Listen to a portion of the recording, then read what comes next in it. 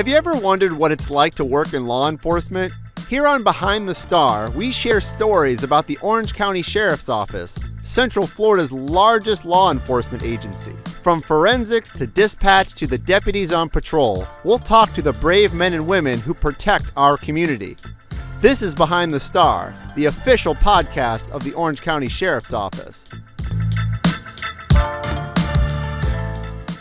Welcome to Behind the Star, the official podcast of the Orange County Sheriff's Office. My name is Jon Busdeker, your host here at Behind the Star. I'm also the storyteller here at the Sheriff's Office, so if you like what you hear on the podcast, go to our Facebook page, go to our YouTube channel, go to our Twitter feed, follow us there. You can see all the content that we put out. We do videos, we do photos, we ride along with different deputies. We do all kinds of stuff here. So I'm glad you're joining us on the podcast. If you haven't heard us before, maybe go back a few episodes and get to know what we do here. But today, I have a special guest. I don't think I've ever actually met him until he came into my office here today. I'm here with Sergeant Glenn Arguilla.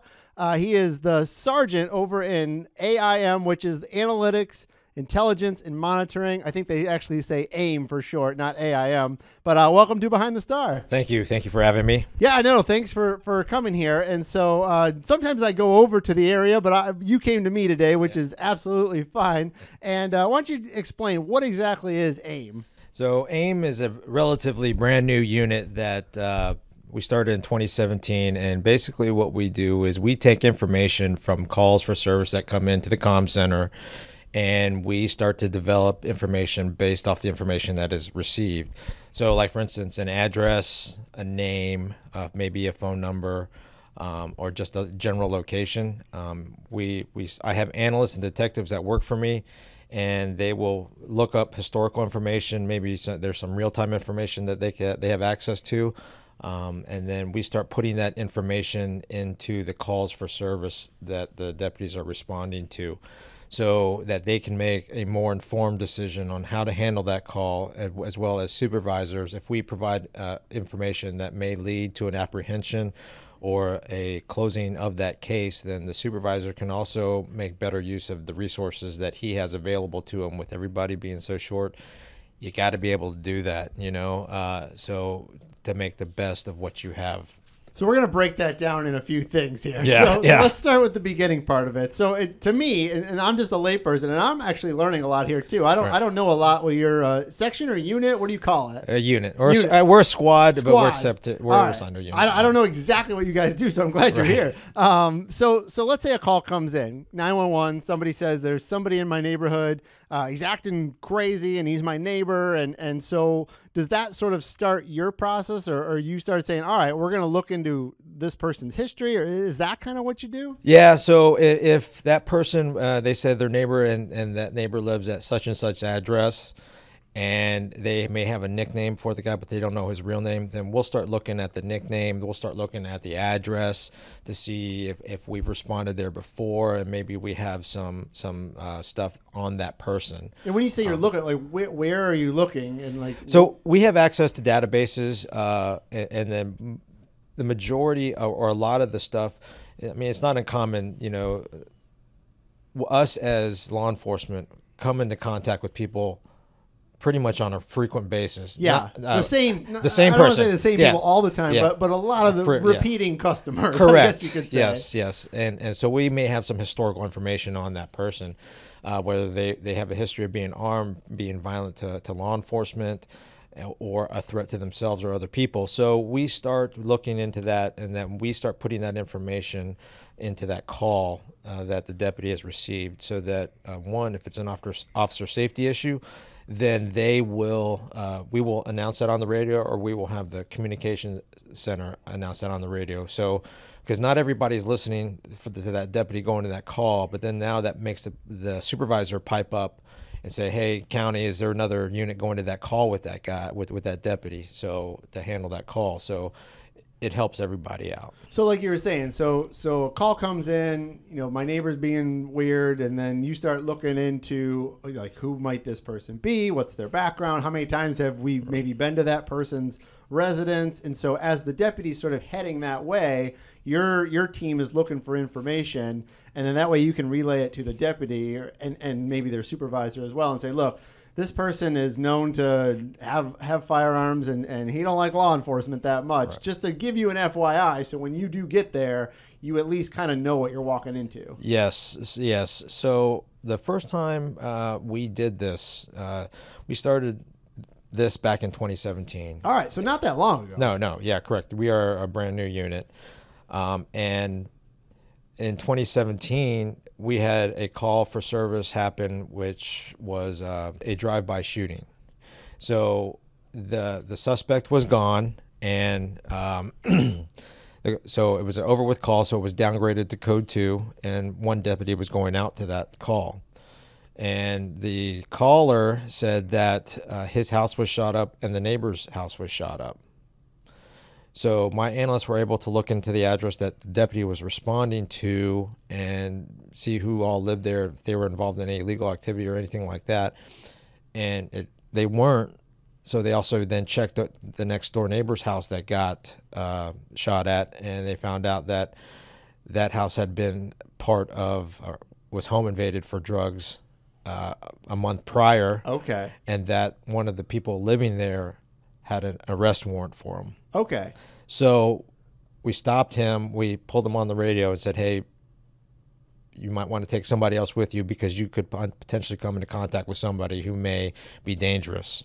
So, and that's what they did. So that was one of those officer safety cases where we interjected and notified the deputy because he had no idea what he was going into other than over with call, and the suspects were gone. Yeah. And so as you said, I mean, it sounds like it's a deputy safety issue where at least going in, I mean, anything can happen when you get there, I guess, but at least if you're prepared going there and say, all right, this house maybe was accidentally hit, it sounds like, but the other house is the one that they were actually targeting. So if I walk up to that house or I at least bring somebody with me or maybe a whole team with me, that I know kind of what might happen when I get there, so at least I can be prepared. Correct. And so what you do then, so you were saying there's lots of databases and you can look back at maybe criminal history and all that. Does it extend to other things that are maybe public? And what I'm talking about is you know, everybody, I don't say everybody, but most people have Facebook and Instagram and all that. I mean, does it get into that level too, where you're saying, all right, we know we're going to this person's house, maybe we should check their Instagram and see kind of what we might be dealing with? Well, we can't access private content, obviously. So, you know, but there are times that people just like to broadcast it publicly. Oh yeah. You know, so, you know, that doesn't prevent us from being able to see it. And when it's done that way, then, you know, obviously we'll try to tap into that and try to monitor that so that we know what the deputy may be going into. How about the deputies? I mean, do the deputies ask as well, or is it usually the 911 call taker? So usually the 911 call taker, because the deputy is communicating directly with the comm center, they usually ask, and we just build the information that they're adding, build off the information that they're receiving in the comm center. So we basically act like a silent partner, so to speak, just adding information behind the scenes, almost like we're the deputy's smartphone. I like that because they can't do it while they're driving. Correct. Yes. So and I assume you don't do this on every call because you just couldn't do it. Right. That's totally impossible because the communication center probably receives over 1 million calls a year. Yes. Right. And then we, as an agency, probably write 150,000 reports a year. Or close to it. So we try to monitor as much as we can. Mostly the code 3 in progress calls that's you know, a shooting, something viable that we can work. Those are higher level calls. Correct. When you say code 3, I mean, you're going to the scene because something is happening in progress. Correct. You know, we're not going to work a burglary in progress because if it's to a business, then, you know, there's nothing that we can provide there. So we'll move on to the next. And we start looking at the calls for service to see what we can help with. And then sometimes some calls, code 2 calls, that where the deputy has to respond there as quick as possible, but it's not necessarily code 3. Sometimes those calls turn into extended calls that require more resources. So we will listen and we will help them as much as we can. A lot of times the supervisors at those calls will call us on the radio and tell us to come to their channel to see how we can assist them. And I've seen some other stories that some other media outlets have done specifically about some of the real-time cameras that we have. And I've seen this case, the one that I saw that was highlighted, where there was somebody on the road with a shot or a rifle. And you sort of intervened. Tell me about that. So that one was like when we first started, or one of the cases that we first started. We had a guy who burglarized a bunch of cars in the area. Not too far from here. Yes, not too far from here, exactly. At Central Hobbs, at Colonial and John Young Parkway. Yeah, so after he left, got done burglarizing those cars, he was walking down the street carrying a rifle in public in broad daylight.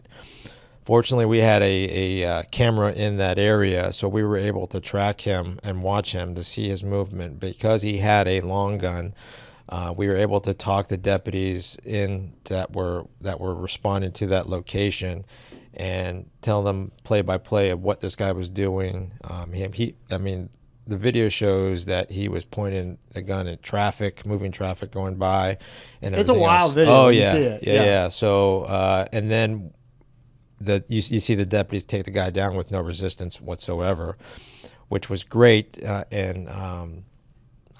was huge. And that goes back to the safety thing, because you guys were watching him here. Yeah. He's kind of seeing his movements. But if that didn't exist, if that camera wasn't there and your section wasn't here, you would probably send dozens of deputies to go look for this person. Right. And where you get the call and where he might be at this second might be hundreds of yards of difference. Correct. And so they're looking in one place, he's over in another place, but now you have eyes on him and you can say, look, he's around the corner at this place. When you turn the corner, you're going to see him. You really can't miss him. Yep. And so like I said, it's absolutely a safety thing. Oh yeah, because a lot of times when calls come in that people are witnessing, it goes to the comm center. Then from that guy, from the comm center. Then it goes to the deputy. So it goes through another hand before it actually information gets to the deputy. Whereas we can communicate directly as witnesses and talking to the deputy directly as it's happening. How about you, Sergeant Arguilla? How did you end up in the AIM unit? So I actually, myself and now Captain Butler, developed the unit, and it was all because of another sergeant who was retired here. He went and saw a real-time crime center, what they call a real-time crime center at Volusia County, and he was brought to my chain of command, and they were said, hey, take a look at this and see what you can do. So we went and took a look at it, and we're like, this is something we should have been doing a long time ago. So they tasked me with trying to get all these resources put together, and that's what we did. So we started to see what resources did the agency have that we could funnel into our office, and how can we better disseminate that information or those resources and uses to the rest of the agency. So what was it about Volusia that you saw and you're like, we got to have this in Orange County? Well, Volusia was already they were mirroring another the first real-time crime center started in New York City. All right. Okay, so and that's where they were able to use all these resources and put them in one location, and then distribute the information, whatever they had, amongst the masses of their agency. So that they could help them, and that's what Volusia was doing on a much smaller scale, right? So I tried to look at how they were doing it and then mirror that with us. So, but we started adding in, Captain Butler and I started adding in a lot of other things, because what the potential that my unit has is the growth and the responsibility, and what are you going to take? What can we take away from all these other agencies that can help us do more and be better? So that's why we came up with the acronym AIM. Essentially, it is a real-time crime center, but we do a lot more things than your traditional. So a lot of smaller agencies are going and developing their own real-time crime centers. The thing is, ours is specifically for calls for service that are happening now. A lot of smaller agencies, they don't have the analysts, aren't as robust in analysts as we are. Mm-hmm. So their analysts that are assigned to their real-time crime center do all the crime analysis for the entire agency and all their other units. So they have their dual purpose where we are single purpose. So that's why we have a separate job classification we developed just for real-time crime analysts. Does your unit do stuff maybe afterwards to help out maybe a case against somebody, or is that somebody else's job? Yeah. So because of the cameras that we have, we get a lot of requests, whether it be from Highway Patrol or just another agency. So they request us for video to see if we have anything at that location, or stuff that we have done for detectives. So a great thing about our unit is, or my unit is, that we are assigned to the Criminal Investigations Division. And that being said, when a detective gets called out to a scene, let's say a robbery or not, whatever it may be, then they can stop by with us, because we will have probably already worked that call or added some kind of information in that call, and they can come to us and grab that information before they go out to where they're responding to. So the cameras, are they like mostly on roadways, or like, I mean, you don't have to tell me where every single one of them is, but like, are they on roadways, or like, where are they? They're intersections throughout the county. You know, we don't own all of them. A lot of it is owned owned by Public Works as for traffic monitoring. Okay. And we do the same thing. We monitor the traffic. It just so happens that stuff happens at certain locations that we're able to assist and provide a service for those deputies responding to those locations. So like, I think I have been over in your area before. It's been a while, but I mean, when you go walk back there, it's like, you know, screens everywhere, and you can kind of watch things as they happen. And I mean, it's very high tech. Yeah. It's amazing the way technology moves forward. There's a lot of different databases and camera technology and just things in general that we can actually stream and view.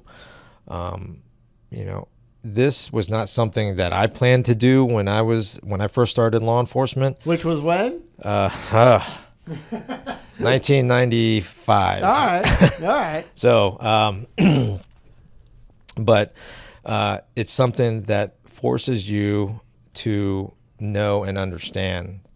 You know, the generation now is very tech oriented. Crimes are being committed through technology. Oh yeah. So we have to understand that.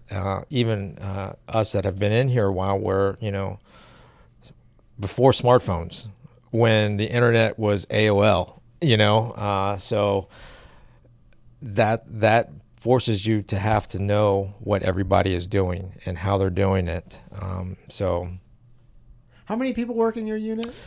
I have, including myself, there's 8 of us. And are they all sworn, or is it a No, mix? there's only 4. I only have 4 sworn, and I have 4 civilian analysts. All right. So. And so, when this was started in 2017, it's 2022 now. Yep. How much has it changed? How much has your job changed in just those 5 years? And what we do in AIM?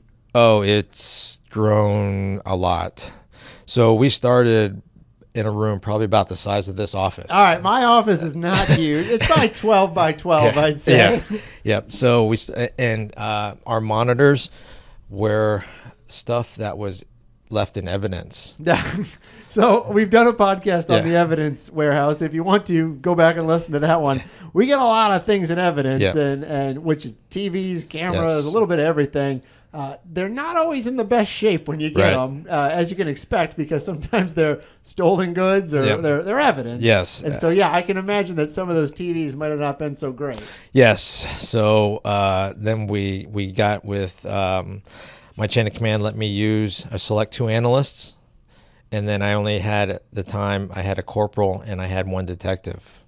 So our chain was also gracious enough to loan me a detective before we developed that position. And then, at the time, there was 5 of us with the 2 analysts, and we were only operating on day shift so that we could see how this was going to move forward. We did a 6-month beta test to see how we would perform, and then we presented it to who is the mayor now, Mayor Demings, or Sheriff Demings back then, and they blessed us, and then we got the people that we needed, or the one person that we needed, and then we got 2 more analysts. We foresee the unit growing in the future. It just we don't know when. So if somebody were to come to you and say, well, how does AIM reduce crime? What would you say? Well, I don't think that we could say that AIM reduces crime. We help everybody else. We help people solve crime faster. So as far as that, I mean, if people know that those cameras are out there, then they can use that as a deterrent. So I think that if something, what we also do is, as deputies are responding to a certain location, if we have a camera there, we can give them the play-by-play of what the person's doing, just like we did with that guy with the rifle, and that will help him either make or the decision of how to enter into that area. So I guess for us to say that we prevent crime, no, but we give, the cameras give the impression of an omnipresence. So I guess we could put it in those terms. So speaking of that, and I'm sure you've had this question asked to you before, with all these cameras all over the county and with people watching, do you ever get people say, well, you're just spying on us. You're watching every movement that we do, and you guys, you're a law enforcement agency, and you're just watching every movement because you guys are spying your big brother. Do you ever hear that? Oh, yeah. So that's the general impression. However, what they don't realize is that there's so many cameras, we cannot watch everything. And the stuff that we are concerned with is the stuff that has already happened. So we don't have time to watch the cameras all the time, so we're not really watching everybody. We're watching what we're handling at the time, because there's so much information that's coming in at any given time into our office that we're always busy doing something else, not just watching cameras that when there's nothing happening. And the cameras are in public places. Oh yes, they're in public view. They're in public places, and so none of the assets that we view and monitor on a daily basis is anything covert. It's all overt. Yeah. I mean, it's like John Young and Colonial. I'm sure there's one there. I have no idea, but I'm sure there's one there. But they're mostly roadways and places that you would not have a expectation of privacy because you're outside in the open. Correct. So once again, looking back over the last 5 years or so, are there any cases, and I'm putting you on the spot here, that you're maybe particularly proud of, or you can recall maybe talking to the deputy as that person was heading towards the scene and saying, this might happen, or you need to be aware of this, or we need to bring more people in because you can't go there alone because it's too dangerous? I can't think of anything in particular, but I can tell you this. When we first started, there was a call for service of a potential school shooting that was going to occur. So what we did is we now have access from the Marjorie Stoneman Douglas Act, access to the cameras at schools. Yes. So in doing that, we were checking the campus to see if we could locate this particular person. Well, we weren't able to on campus, but we were able to find him as a public social media account with the same guy's name, which happened to be that person. And then we located an address, and then we sent deputies to that address, and they made an apprehension. All this was happening while deputies were responding to the school and checking the school to make sure that everybody was safe. So they were doing what they needed to do there when we were trying to close the gap of the time that they needed to do their things by trying to locate the suspect of that threat of the school shooting, in which we did. Something that could have lasted 7-8 hours or the whole rest of the day, we cut down to maybe 3 hours. And that's important, because in those type of situations, especially if it was, and it could have turned into a really bad thing, those hours saved could be life-saving for people, especially if the situation is, we need to get somewhere, and you don't have days and weeks and months to figure this out. You got minutes or seconds to get to wherever you're going, because things can happen very quickly. Absolutely. The fact that when we got access to the school cameras was huge, especially at the time, when the school shootings were prominent, and it was a big thing in the news, that we could provide a service if anything happened that would potentially help save lives and help students and help deputies just by having access to that. We could locate, actually, let me back up once. When we got the access, we partook in an exercise with the schools and the school resource deputies. We wanted to operate behind the scenes to see what we could do and what our capability was during that incident. So they mocked up an incident. They had role players and everything else, and what the response would be for a school shooting, and how the staff and the deputies would proceed. So that was happening, and the bad guy that they hired to play that role went about and did his thing. And during that exercise, we were able to locate the bad guy within 15 seconds. Wow. See every room that he was that he entered in, what floor he was on, because schools are now multi-level. Back in the 80s, they weren't that. Anyway. And then we were also able to locate the role players that were identified as victims that were laying in the hallways, and we could mark those on maps of the schools that we have in our office as, look, you have a victim on second floor by room 202, and then there is a backpack that was left in the area. So we could actually potentially help those deputies either find and use information that would help them traverse through the school safely and get victims out and engage a suspect. That's amazing. Yeah, it was pretty cool. So challenges. What's the biggest challenge you have in your unit? Challenges is funding. It's an access to everybody has something that they want to share, whether that be from a private side or the public side. We have to have agreements put in place. So drafting those agreements and everything else, because though everybody wants to share, they still want to have their own little island. Yeah. So we try to play well at the sandbox with everybody. But also it's funding, because everything costs. There's a cost for everything, especially with technology. I mean, cameras cost a lot, installation, you have fiber optic cable, you have power, everything costs. And where does that money come from, and how can we use it? So the majority of the stuff that we have access to is funded by grants. So it didn't come out of any taxpayer base.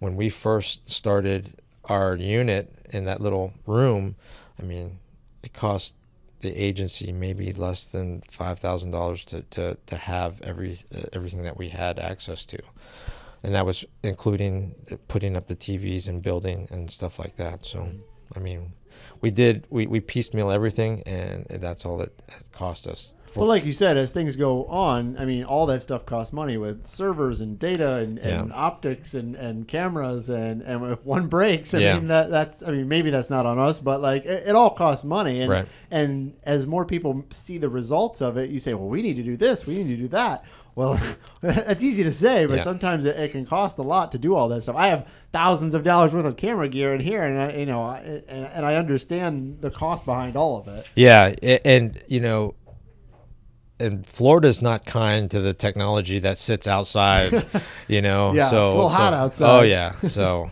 yeah, heat and humidity is not good. Well, what about the future? Like you said, as technology changes, and it's changed a lot just from when you started in 2017 to now. I mean, where do you see this in 5 or 10 years?